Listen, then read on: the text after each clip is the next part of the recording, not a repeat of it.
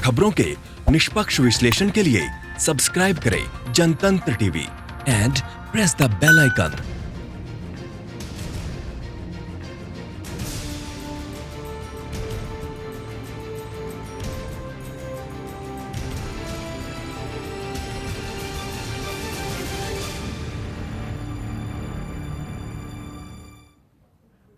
नमस्कार, आप देख रहे हैं आज का मुद्दा। मैं हूं आपके साथ दीपाली। कोरोना वायरस इस समय दुनिया भर की मेडिकल व्यवस्था का कड़ा इम्तिहान ले रहा है।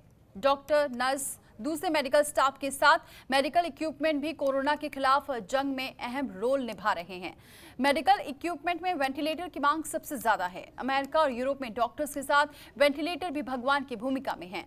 जिस कोरोना पीड़ित मरीज को वेंटिलेटर मिल जा रहा है, उसकी जान बचने की संभावना भी बढ़ जा रही है। इटली में तो कोरोना पीड़ित एक बुजुर्ग ने अपना वेंटिलेटर एक युवा के लिए छोड़ दिया ताकि उसकी जान बच सके और देश का युवा सुरक्षित रहे। भारत में भी कोरोना की रफ्तार में कमी नहीं आ रही है। ऐसे में यहाँ भी ज्यादा वेंटिलेटर की जरूरत पड़ेगी। हमारा देश इस मोर्चे पर कितना मजबूत है, इसी मुद्दे पर आज करेंगे चर्चा और हमारे साथ मेहमान भी रहेंगे। तो हमारे साथ मेहमान जुड़ चुके हैं। विजय शंकर पांडे जी हैं, एक्स IAS। बहुत स्वागत है सर आपका। इसके अलावा डॉक्टर अशोक हमारे साथ जुड़ चुके हैं, SMS हॉस्पिटल जयपुर से। बहुत स्वागत है डॉक्टर अशोक आपका भी। और इसके अलावा हमारे साथ जुड़ चुके हैं प्रोफेसर सूर्यकांत त्रिपाठी जी, KGMU से विभागाध्यक्ष। बहुत स्वागत है सर आपका भी। लेकिन चर्चा का शुरुआत करते हैं रिपोर्ट के जरिए।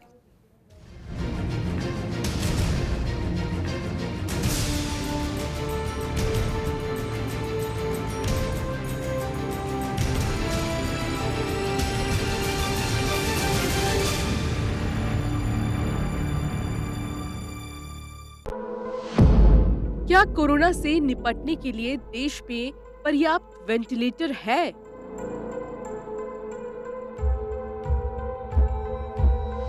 क्या वेंटिलेटर चलाने वाले स्टाफ की कमी है?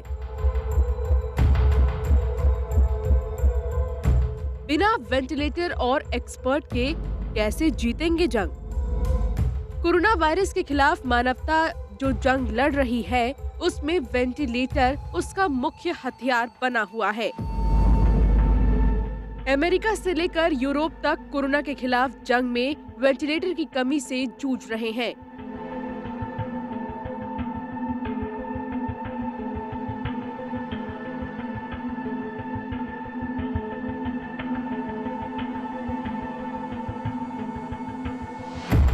अमेरिका और यूरोप सरकारों ने कार और मशीन बनाने वाले कंपनियों को वेंटिलेटर बनाने का आदेश जारी कर दिया है। अमेरिका और यूरोप में हजारों की संख्या में कोरोना वायरस से पीड़ित लोगों की मौत हो रही है। लेकिन ये भी तथ्य है कि वेंटिलेटर की वजह से हजारों की तादाद में कोरोना पीड़ितों की जान भी बच रही है। भारत की बात करें तो यहाँ अभी कोरोना का संक्रमण उस लेवल पर नहीं है, लेकिन सोशल डिस्टेंसिंग और सावधानियों में थोड़ी चूक हुई तो 130 करोड़ की आबादी वाले देश में हालात संभालना मुश्किल हो जाएगा। भारत के मेडिकल एक्सपर्ट और डॉक्टरों का मानना है कि देश में अभी जो हालात हैं, उसके मुताबिक करीब 80% कोरोना पीड़ित बिना वेंटिलेटर के ठीक हो जा रहे हैं। 15 से 20% लोगों को ही वेंटिलेटर की जरूरत पड़ रही है। इसीलिए अभी वेंटिलेटर को लेकर ज्यादा पैनिक होने की जरूरत नहीं है। वेंटिलेटर की आवश्यकता नहीं पड़ती है। देखिए, कोविड की बीमारी जो है, इसमें लगभग 81% मरीज स्वतः ठीक हो जाते हैं। इनको किसी प्रकार के विशेष किसी उपचार की जरूरत नहीं होती है। केवल जो है हमारे पास 15% ऐसे मरीज होते हैं जो थोड़ा गंभीर होते हैं, जिनको हमें ऑक्सीजन की या विशेषज्ञ इलाज की जरूरत पड़ती है, और 1% मरीज ऐसे होते हैं जिनको वेंटिलेटर की जरूरत पड़ती है। जो हम लोग का आकलन है, अगर हम देखें तो DHU, सरकारी विभाग और प्राइवेट सेक्टर में जितने भी हॉस्पिटल है, उनके मिला करके उम्मीद है कि यहाँ पे 200 से 250 के आसपास वेंटिलेटर है। हालांकि सरकार ने अभी जो है कुछ वेंटिलेटर के आयात करने की बात भी की है, कुछ वेंटिलेटर शायद आ भी रहे हैं, आ गए हैं। तो ऐसी संख्या में जो है हमारे पास से 250 से 250 आसपास के वेंटिलेटर की व्यवस्था होने की उम्मीद है। वेंटिलेटर के साथ वेंटिलेटर को ऑपरेट करने वाले ट्रेन्ड स्टाफ की भी जरूरत पड़ती है। कोरोना वायरस के संक्रमण के बाद कई अस्पताल अपने स्टाफ को वेंटिलेटर ऑपरेट करने की ट्रेनिंग दे रहे हैं, ताकि जरूरत पड़ने पर मरीज को तुरंत राहत पहुंचाई जा सके। कम से कम जो एमबीबीएस डॉक्टर हैं और आईसीयू में काम कर चुके हैं या कर रहे हैं, उनके लिए हम लोगों ने प्रशिक्षित करने के लिए एक ट्रेनिंग मॉड्यूल बनाया हुआ है। उस मॉड्यूल में हम बताते हैं कि लगभग 5% कोविड-19 के पेशेंट ये सीरियसली इल पेशेंट कहलाते हैं, क्रिटिकली इल पेशेंट कहलाते हैं। इनको आईसीयू में भरने की ज़रूरत होती है, आईसीयू में एडमिट करने की ज़रूरत होती है और इन्हीं में से कुछ को वेंटिलेटर की भी आवश्यकता पड़ सकती है। ये सब एक ट्रेनिंग मॉड्यूल है। इस ट्रेनिंग मॉड्यूल को हम मेडिकल कॉलेज में जितने भी हमारे ऐसे जूनियर डॉक्टर्स हैं, सीनियर डॉक्टर्स हैं, उनको प्रशिक्षित करने का कार्य कर रहे हैं। अगर हम वेंटिलेटर की बात करते हैं तो पॉपुलर हॉस्पिटल में लगभग 25 वेंटिलेटर के आसपास हैं, पीडियाट्रिक्स को और मेडिसिन दोनों को मिला के। अगर पूरे वाराणसी में हम लोग जाते हैं तो गवर्नमेंट और प्राइवेट सेक्टर्स को मिलाकर लगभग 250 के आसपास में वेंटिलेटर वाराणसी जिले में है। देखिए, वेंटिलेटर को लेकर बाकी वेंटिलेटर कोविड के अलावा भी बाकी लोगों को तो जरूरत पड़ती ही है। बाकी रेस्पिरेटरी डिसीज है जो पहले से ट्रीटमेंट ले रहे हैं, या हार्ट की डिसीज है DCP टाइप की, जिसमें लाइटें बहुत कॉमन हो गई, या और भी कोई डिसीजेस हैं जो कॉमन जो चल रही हैं पहले से कोविड के अलावा, वो तो चलती ही हैं और चल रही हैं। उनके सकुशल अच्छे से इलाज हो भी रहा है और इमरजेंसी चल भी रही है, तो उनको कोविड के अलावा वो वेंटिलेटर उन पेशेंट को लग ही रहा है। देश और दुनिया में कोरोना संकट को देखते हुए खास वेंटिलेटर भी बनाए जा रहे हैं। डॉक्टरों का कहना है कि ऐसे वेंटिलेटर को ऑपरेट करने के लिए किसी खास ट्रेनिंग की जरूरत नहीं होती। जो आजकल वेंटिलेटर्स स्पेशली जो कोविड में चाहिए होते हैं, वो बहुत ज़्यादा कॉम्प्लेक्स वेंटिलेटर अपने को नहीं चाहिए होते हैं। और आजकल जितने भी वेंटिलेटर्स आते हैं वो सारे ऑटोमेटिक वेंटिलेटर्स होते हैं, यानी कि आपने उसके बारे में फीड करना पड़ता है कि कितना आपको ऑक्सीजन कंसंट्रेशन देनी है, कितना आपको टाइटल वॉल्यूम देना है, कितना आपको पीप देना है। तो वो सारी चीज़ें एक बार आप फीड कर देते हैं तो पेशेंट को अकॉर्डिंगली वो वेंटिलेटर अपने आप ही सेंस करके देता है। तो इसके लिए कोई स्पेशलाइज्ड कोर्स करने की ज़रूरत नहीं पड़ती है। कोरोना काल में वेंटिलेटर की मांग को देखते हुए भारत की कई स्टार्ट कंपनियां जो दूसरी चीजें बनाती थीं, वो अब वेंटिलेटर बनाने में लगी हैं। पुणे की नोक्का रोबोटिक्स जो रोबोट का निर्माण करती है, अब वेंटिलेटर बना रही है। नोएडा के AGVA हेल्थ केयर ने एक ऐसा वेंटिलेटर विकसित किया है जो बिना AC के रूम टेम्परेचर पर काम कर सकता है। बेंगलुरु की InSL कंपनी ने कोरोना वायरस से लड़ने के लिए खास वेंटिलेटर बनाया है। भारत में कोरोना का संक्रमण बढ़ने पर हमें ज्यादा वेंटिलेटर और उसे ऑपरेट करने वाले एक्सपर्ट की जरूरत पड़ेगी। इसीलिए सरकार से लेकर अस्पताल और वेंटिलेटर निर्माण तक पूरी तैयारी रखनी होगी। ब्यूरो रिपोर्ट, जनतंत्र टीवी।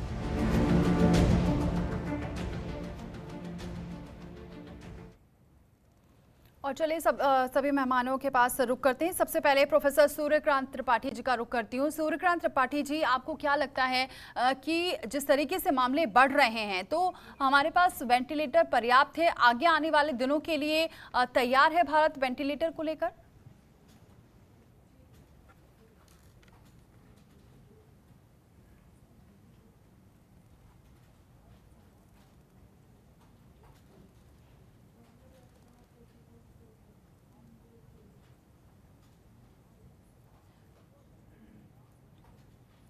डॉक्टर सूर्यकांत जी, आपके मेरी आवाज आप तक पहुंच रही है?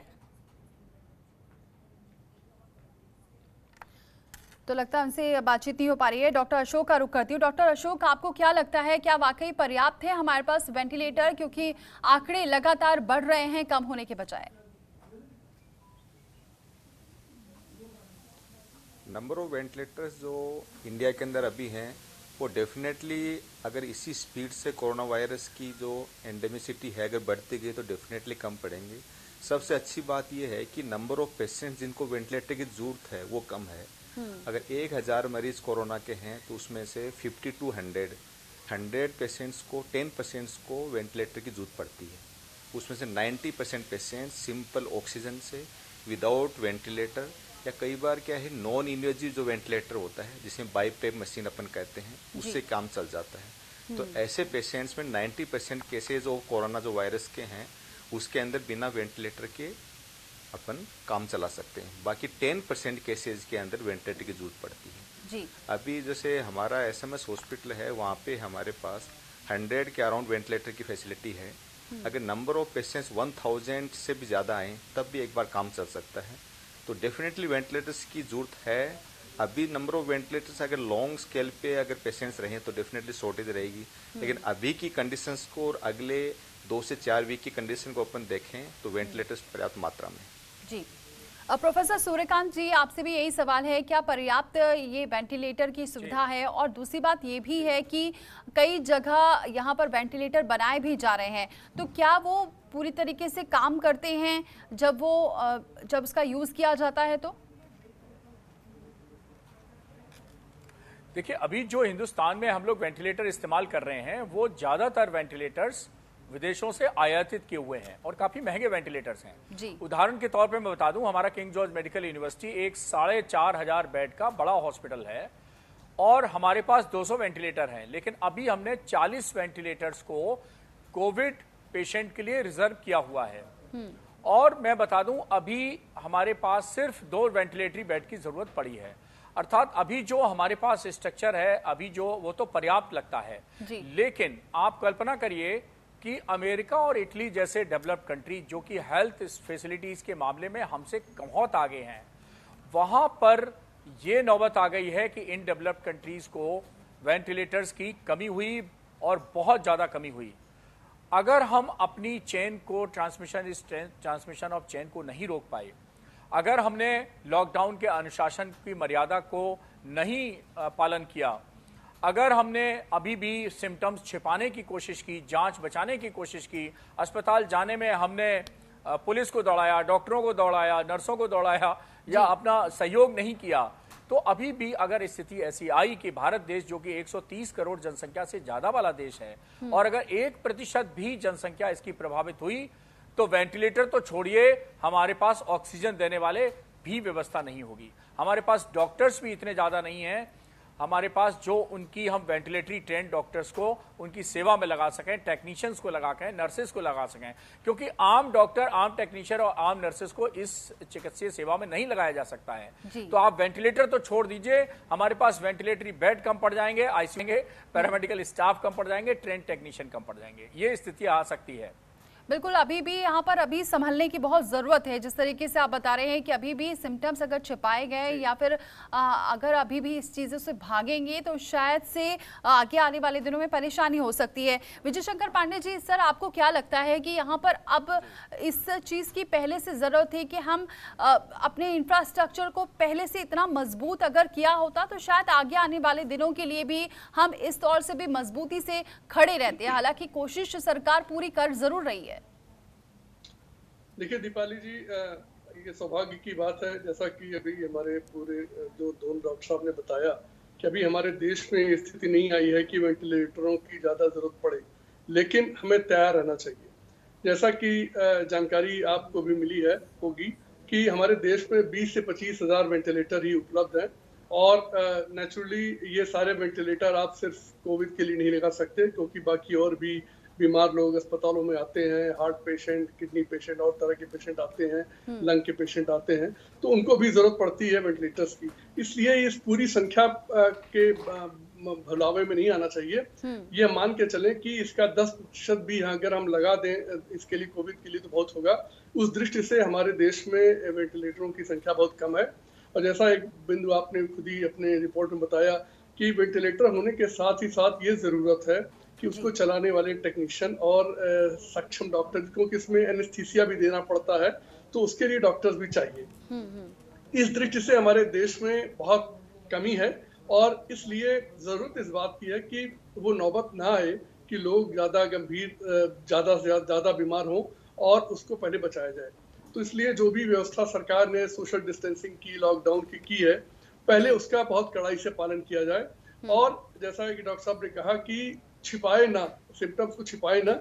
और होता क्या है, जब आप छिपाते हैं, जब आप बहुत गंभीर हो जाते हैं, तब आप डॉक्टर्स के पास पहुंचते हैं, तब तक इतनी देर हो जाती है कि उससे कुछ केस बिगड़ जाता है और आपकी मदद कर पाने में भी लोग सक्षम नहीं हो पाते। लेकिन हमारे इस कोरोना वायरस के जो एपिसोड है, उसने हमारे देश की जो स्वास्थ्य व्यवस्था है, जो अभी तक हम जिस पर चर्चा नहीं करते थे, उसको सामने ला के खड़ा कर दिया है।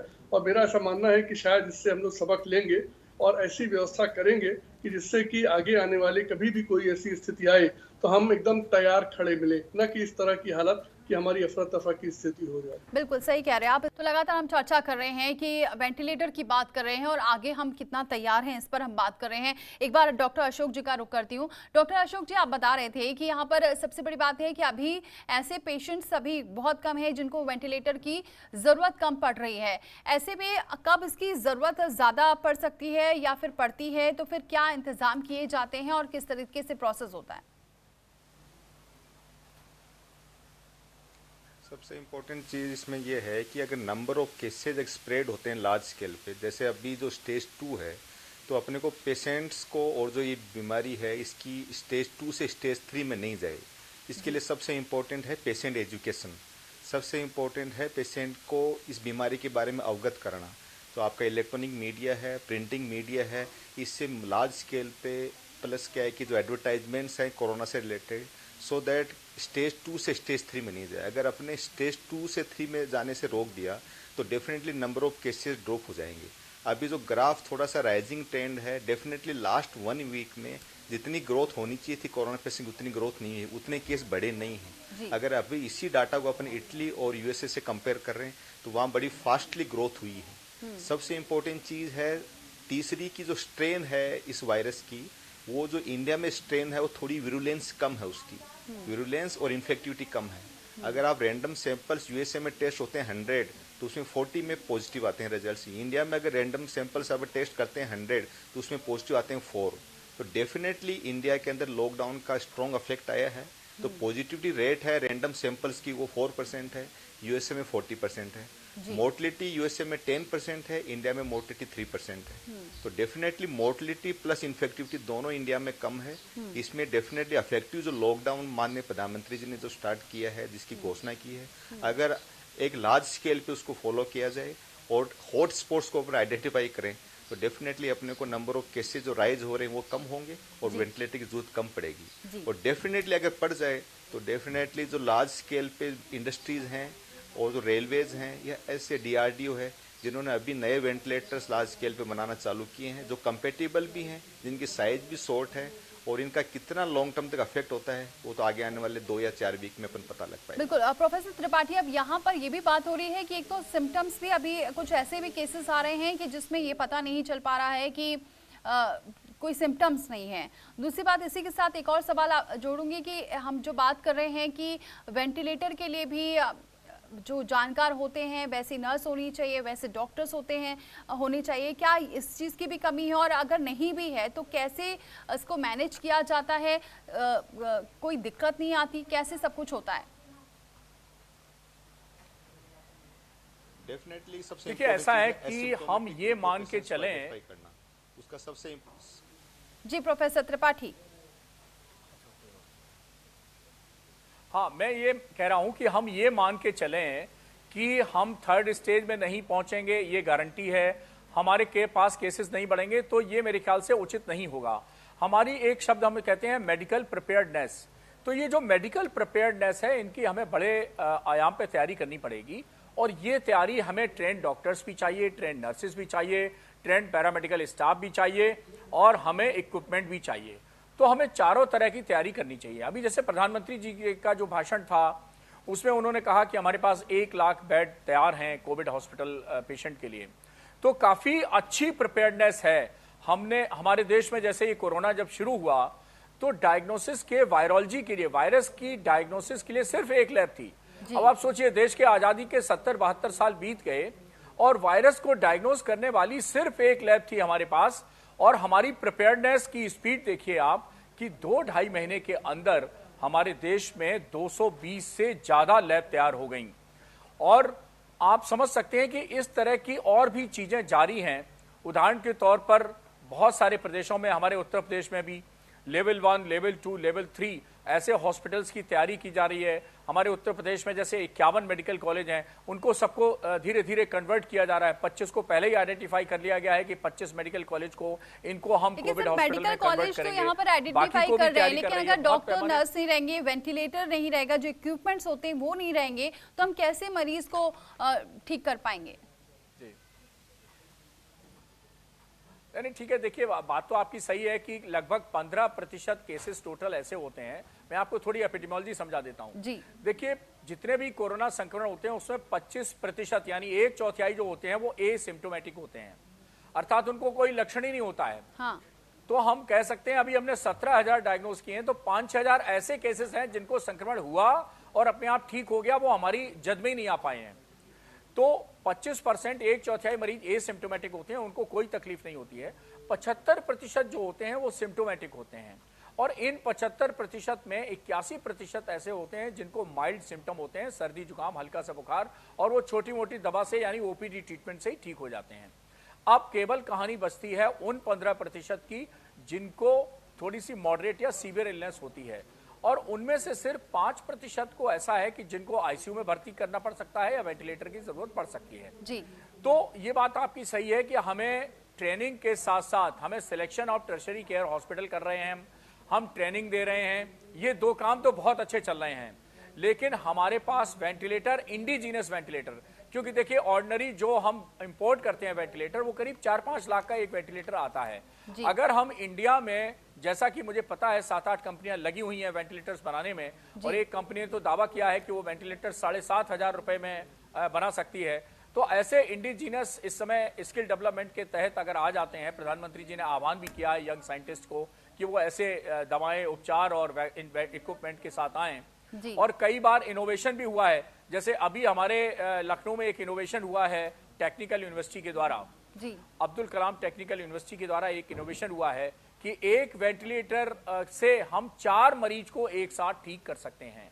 तो ऐसी भी इनोवेशंस हो रहे हैं, और ये बहुत पॉजिटिव अच्छे साइन है कि मान लीजिए एक वेंटिलेटर से हम 4 मरीज अगर लगा के उसको फायदा पहुंचा दे रहे हैं, तो शायद हम जो हमारे सामने चैलेंज आएगा, चुनौती आएगा, तो उसके इन्हीं तरीकों से, इंडिजीनियस तरीकों से, इंडिजीनियस बिल्कुल सही कह रहा है, आप एक पॉजिटिव साइन है, इन तरीकों से हम आगे निपट सकते हैं इन चुनौतियों से। ये अच्छी बात है कि ऐसी चीजें अगर सामने आ रही है कि एक वेंटिलेटर से 4 मरीजों का इलाज हो सके, इसके ये डेवलप हो रहे हैं, ऐसी चीजें, ऐसे आइडिया भी सामने आ रहे हैं और तैयार भी हो रहे हैं इक्विपमेंट, तो ये आगे आने वाले दिनों के लिए अच्छी खबर है। चलिए चर्चा करेंगे उन मरीजों की मुश्किलों का जो कोरोना पीड़ित नहीं है, लेकिन कोरोना की वजह से उनके इलाज में दिक्कत आ रही है। कोरोना काल में इनको इलाज कराना मुश्किल हो रहा है, ना डॉक्टर मिल रहे हैं और ना दवा। चलिए देखते हैं रिपोर्ट।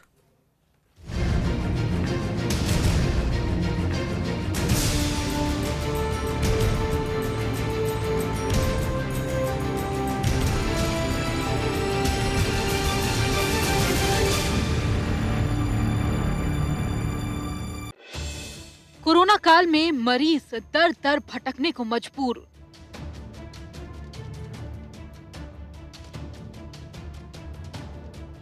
मरीजों से इलाज क्यों हुआ दूर?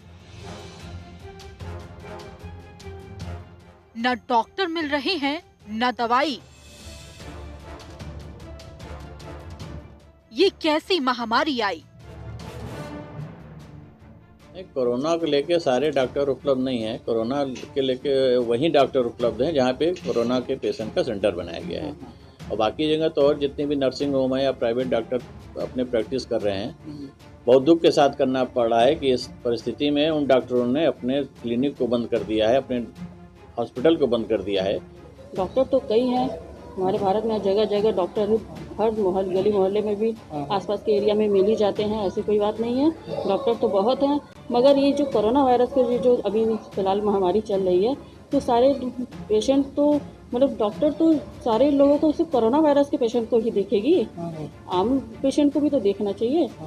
जो जैसे कि छोटे बच्चे हैं, आए दिन जानते हैं कि बीमार पड़ते रहते हैं। क्या समस्या है यार? बच्चों के डॉक्टरों को लेकर ये समस्या है कि डॉक्टर उपलब्ध ही नहीं है। अगल बगल में भी जो डॉक्टर हैं वो बैठ ही नहीं रहे हैं। बच्चों की तबीयत खराब हो तो कहाँ आदमी दिखाए बच्चों को, समझ में नहीं आ रहा है। यही दिक्कत है इस समय। बच्चों के डॉक्टरों को भी कम से कम 1-2 घंटे के लिए अपना क्लिनिक खोलना चाहिए कि मरीज जो परेशान है वो दिखा सके। कोरोना वायरस ने दूसरे रोगों से पीड़ित मरीजों की भी मुश्किलें बढ़ा दी हैं। शहर के ज्यादातर निजी क्लिनिक बंद हैं। सरकारी अस्पतालों में कोरोना को लेकर ज्यादा चिंता दिख रही है। दूसरे मरीजों की देखभाल पर असर पड़ रहा है। सरकारी अस्पतालों में कोरोना के अलावा दूसरे मरीजों के इलाज की व्यवस्था जारी है, लेकिन कोरोना संक्रमण के डर की वजह से अस्पतालों में ओपीडी भी बिल्कुल खाली दिख रही है। ये तस्वीरें लखनऊ के श्यामा प्रसाद मुखर्जी जिला अस्पताल की है, जहां अस्पताल के सीएमएस डॉक्टर आशुतोष दुबे ने खुद लाउड स्पीकर लगाकर कमान संभाली हुई है।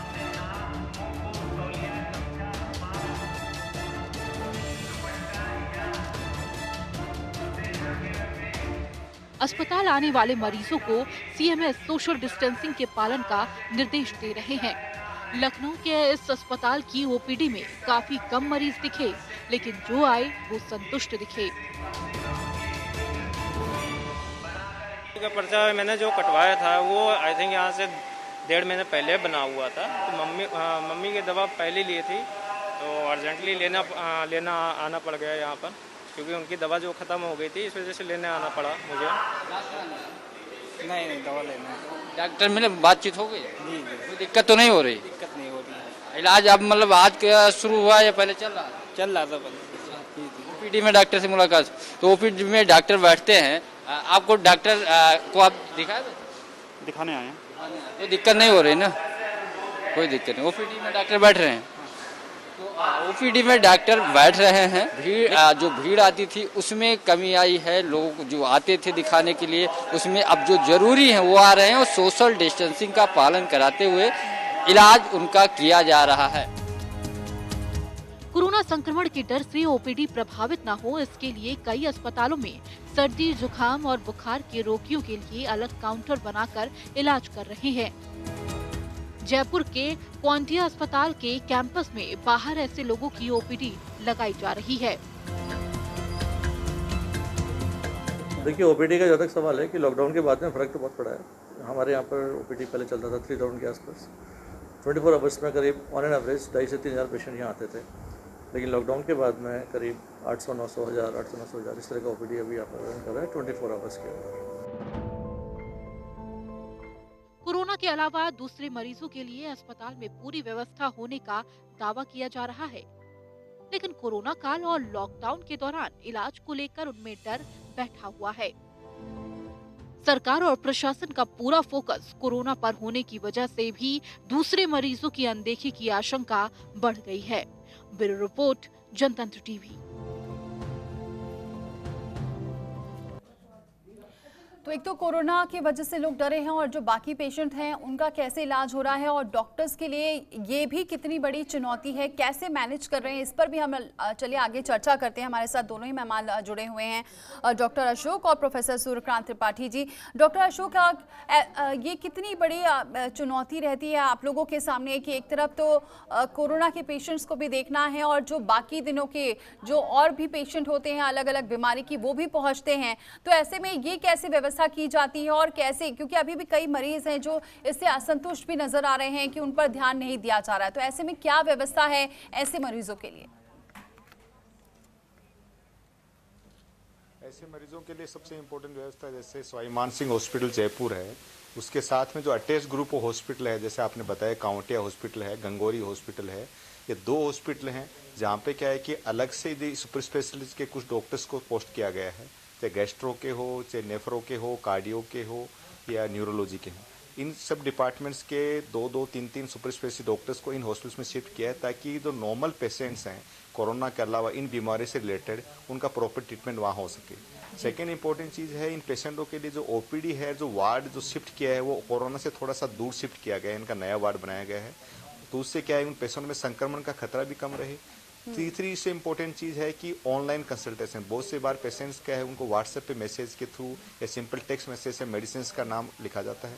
थर्ड, राजस्थान गवर्नमेंट ने इंस्ट्रक्शन स्टार्ट किया है कि कोई भी क्रोनिक पेशेंट है लंबी बीमारी का, तो उसकी मेडिसिन को बिना डॉक्टर के लिखे हुए पुराना जो प्रिस्क्रिप्शन है उसको देख के सेम दे दी जाएगी, तो ये बहुत अच्छी राहत की खबर है। कई बार पेशेंट के रिलेटिव हो जाके मेडिसिन ले आते हैं पेशेंट को, जिसके ऑलरेडी कोई क्रोनिक बीमारी है, क्रोनिक डिजीज है, उसमें संक्रमण का खतरा बढ़ता है। तो ऐसे पेशेंटों के लिए गवर्नमेंट की एक अच्छी पहल है कि उनके रिलेटिव जाके सेम मेडिसिन रिपीट ले सकते हैं विदाउट कंसल्टेशन एनी डॉक्टर्स।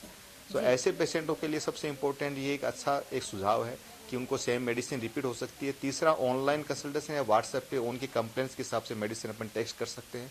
और थर्ड, उनके लिए सेपरेट हॉस्पिटल्स जो बड़े हॉस्पिटल से अटैच हैं वहाँ पे कोरोना के पेशेंट नहीं हो, तो वहाँ पे ऐसे पेशेंटों को अलग से देखने की व्यवस्था की गई है। जी प्रोफेसर त्रिपाठी, यहाँ पर ये भी एक सवाल है कि कई लोगों को यहाँ पर व्यवस्था तो की गई है हॉस्पिटल में, लेकिन जो दूर से आते हैं या फिर गांव से आते हैं जिनको बहुत कुछ पता नहीं होता है, ख़ासतौर से ऐसे इमरजेंसी केसेस जिन्हें रेफ़र कर दिया जाता है, चाहे वो लखनऊ हो या फिर दिल्ली हो, ऐसे में इन लोगों के लिए क्या व्यवस्था है? क्योंकि बात यहाँ पर कई ऐसी खबरें भी आ रही हैं कि जो आम पेशेंट है वो परेशान हो रहे हैं क्योंकि ज़्यादातर डॉक्टर्स की जो ड्यूटी है वो कोरोना के पेशेंट्स को देखने में लगी हुई है। तो ऐसे में इन लोगों के लिए क्या आप बताएंगे, क्या व्यवस्था की गई है और ऐसे लोग ज़्यादा परेशान ना हो और सही जगह पर जाएं, क्योंकि कई बार कम टाइम में की वजह से भी लोगों की जान भी जा रही है।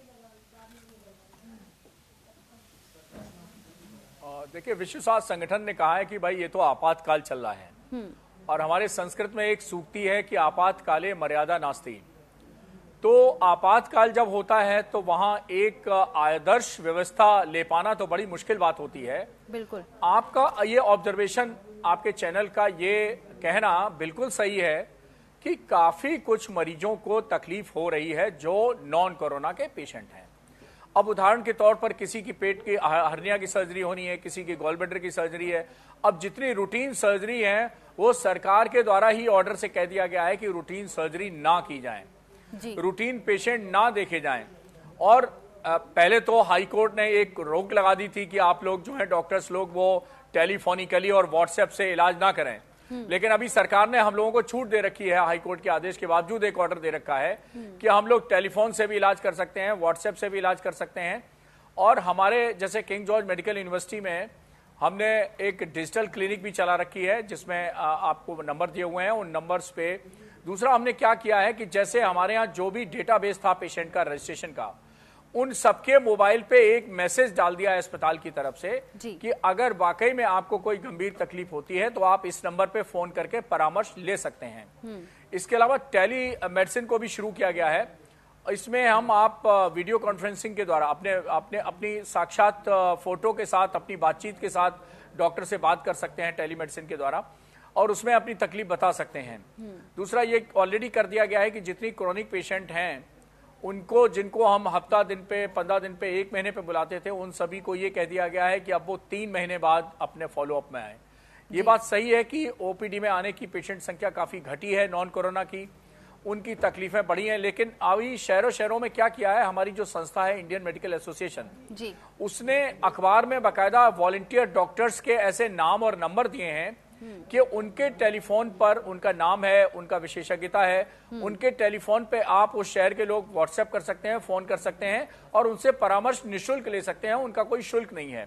तो बहुत सारे डॉक्टर्स इस सोशल मीडिया का इस्तेमाल करते हुए परामर्श देने के लिए आगे आए हैं जी। लेकिन फिर भी सबको संतुष्टि मिल पा रही है, सबको परामर्श मिल पा रहा है, ऐसा मैं नहीं समझता हूं। वास्तव में दिक्कत तो काफी कुछ लोगों को हो ही रही है। सर, आप लोगों के सामने कितनी बड़ी चुनौती होती है कि एक तरफ तो आपको ये भी पेशेंट्स देखने हैं, फोन कॉल भी अटेंड करना है, गुस्सा भी जाहिर सी बात है सबका निकलता है आप डॉक्टर्स के ऊपर ही। कैसे आप इन सारी सिचुएशन को हैंडल करते हैं? ये बात आपकी सही है कि मेडिकल कॉलेज की पढ़ाई में ये सब नहीं पढ़ाया जाता है कि जब आपको गालियां मिलने लगे, आपके ऊपर लोग थूकने लगे, तो आपको दौड़ाने लगे गली गली, तो आप कैसे उसका वो करेंगे सामना। लेकिन ये बात भी सही है कि परिस्थिति आपको सब कुछ पढ़ने, समझने और आचरण अपना उस हिसाब से करने को सिखा देती है। हमने अपने इंस्टीट्यूशन में क्या किया है कि टीम्स को 2 भाग में डिवाइड कर दिया है जी। एक टीम जो कोविड के ड्यूटी में लगी हुई है वो 1 हफ्ता ड्यूटी करती है, चाहे वो ट्राइज एरिया हो, आइसोलेशन एरिया हो, वेंटिलेशन वाला एरिया, वेंटिलेटर और आईसीयू वाला एरिया हो। 1 हफ्ता ड्यूटी करने के बाद उसको हम 2 हफ्ता क्वारंटीन में भेज देते हैं। तो उसके लिए सरकार ने पूरी व्यवस्था की है। हमें सरकार ने होटल भी व्यवस्था कराई है, खाने की व्यवस्था कराई है। मेरे ख्याल से पहला आपातकाल, शायद बीमारी का पहला आपातकाल इतना है जितने सरकार ने डॉक्टर्स की, पैरामेडिकल स्टाफ की, सबकी व्यवस्था की है, रहने की, खाने की और उनकी चिंता की है। दूसरा, हमने डॉक्टर्स वो लगाए हैं कि जो डिजिटल क्लिनिक में लगे हैं, टेलीमेडिसिन में लगे हैं, व्हाट्सएप पे, सोशल मीडिया पे पेशेंट को रिस्पॉन्ड कर रहे हैं।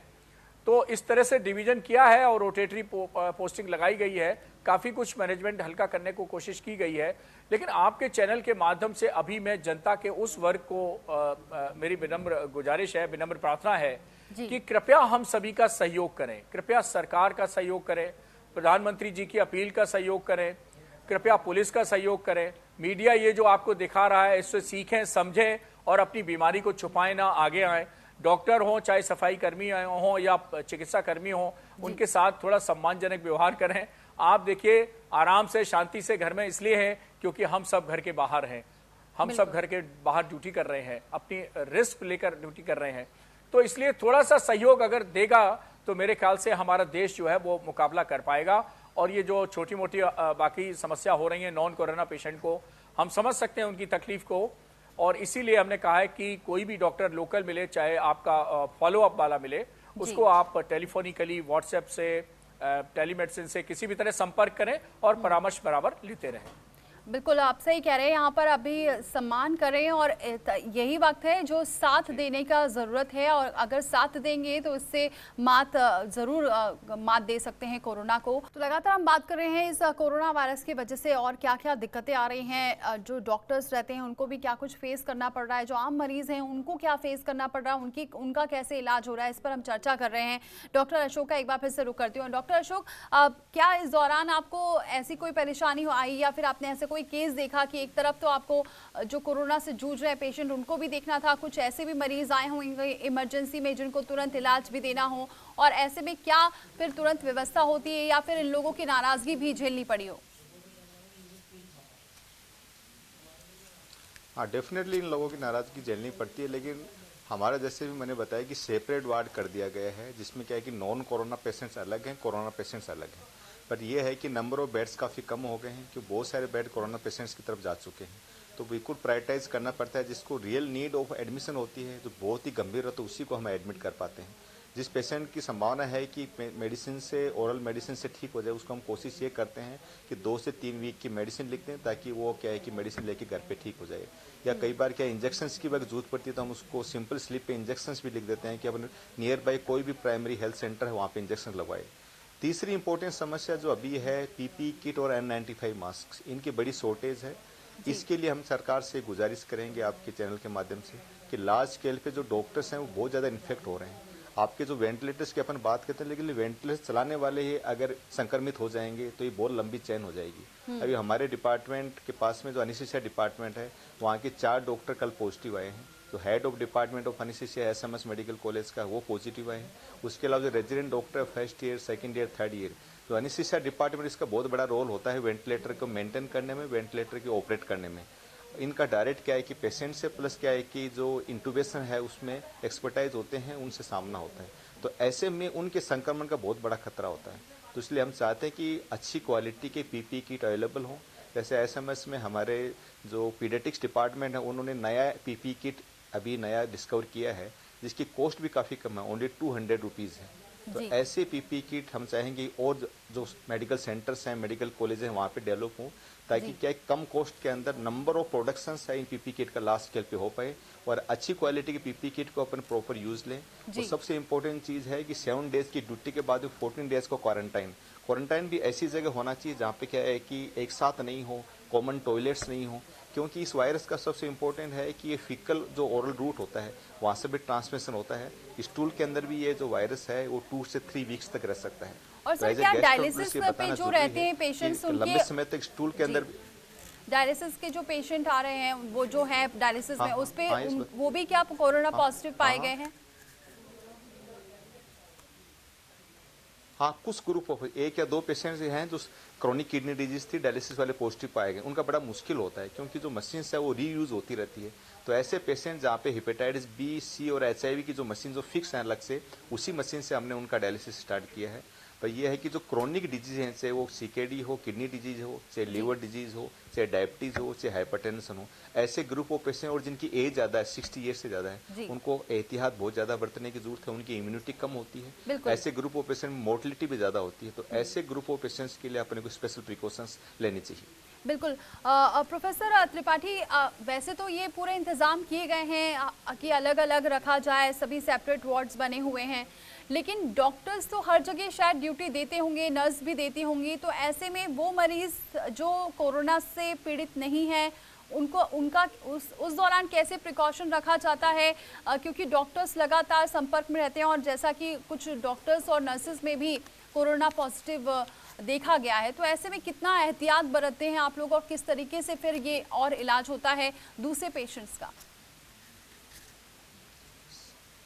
सबसे इम्पोर्टेंट तो है इसमें उस पेशेंट को थोड़ा दूर से देखना, सोशल डिस्टेंसिंग जो अपन कहते हैं। जी जी डॉक्टर त्रिपाठी। जी दीपाली जी, बहुत अच्छा सेंसिटिव इशू उठाया है आपने।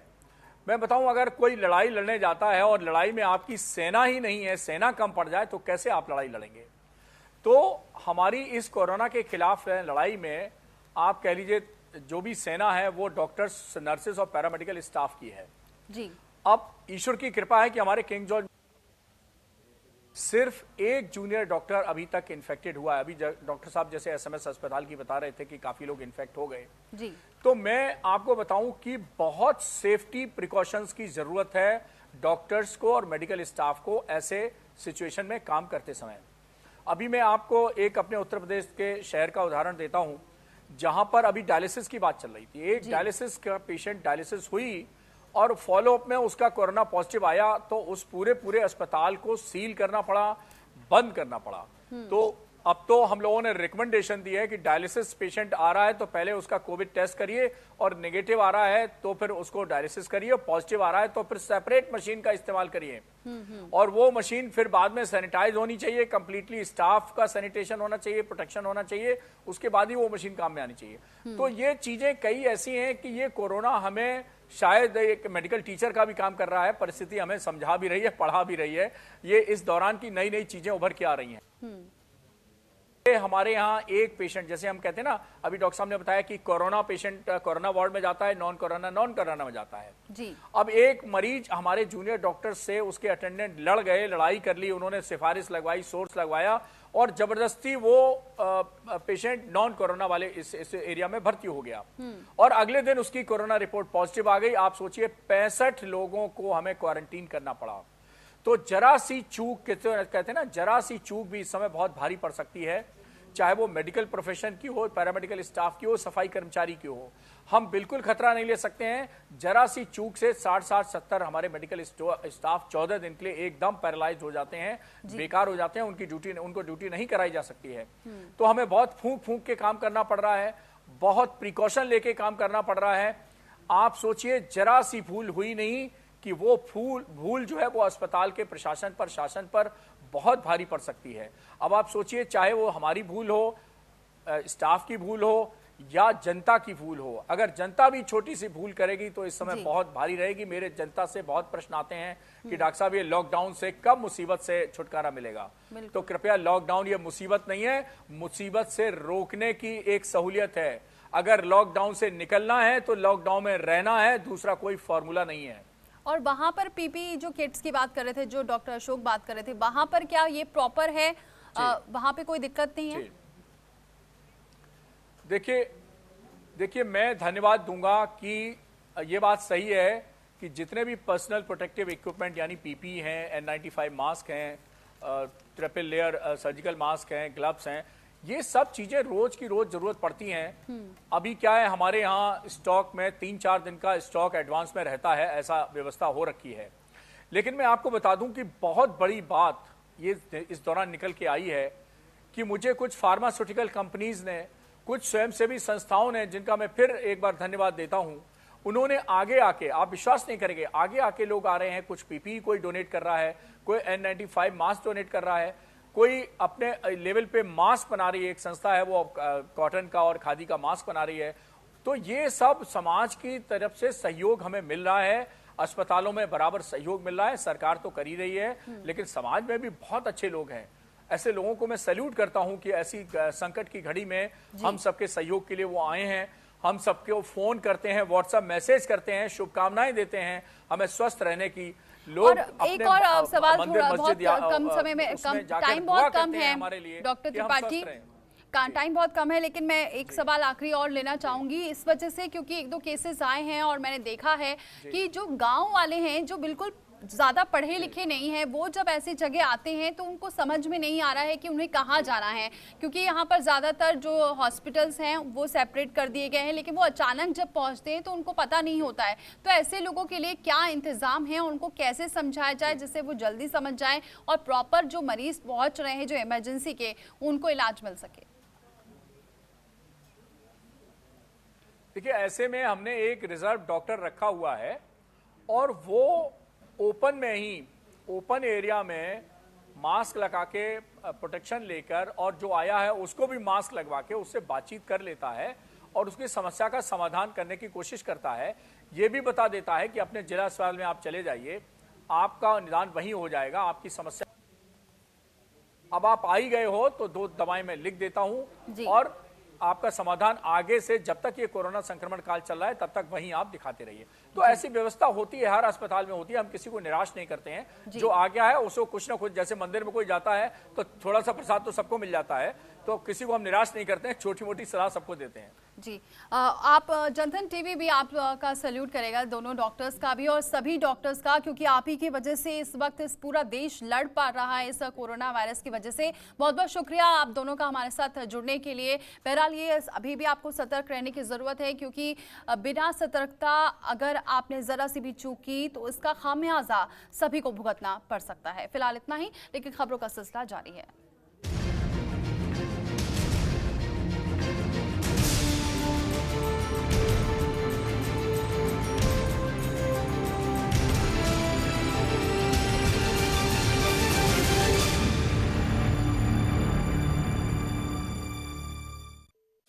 खबरों के निष्पक्ष विश्लेषण के लिए सब्सक्राइब करें Jantantra TV and press the bell icon. Never miss any update.